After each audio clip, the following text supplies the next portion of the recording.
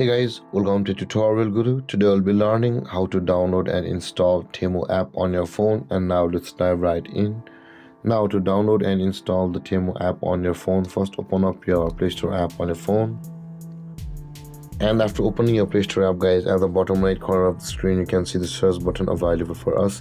Tap on the search button at the bottom right corner of the screen and search for Temu by tapping at the top of the screen on the search bar. Let's search for Temu by entering the Temu name and search for it. And you can see guys, there is the Temu app available for us. Tap on the install button just beside it, or you can just tap on the app's name like this and it will open a panel, and you can tap on the install button where it's the open button. So because I have already installed it, it's downloading on my phone and it is being installed, so let's wait for it. And the Temu app has been installed. Let's open it. And after opening guys, you'll be required to sign up for the Temu account.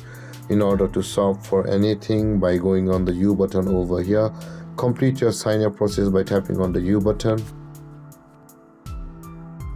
Tap on the U button at the bottom middle section of the screen, and you'll be required to sign up for an account from over here or sign in.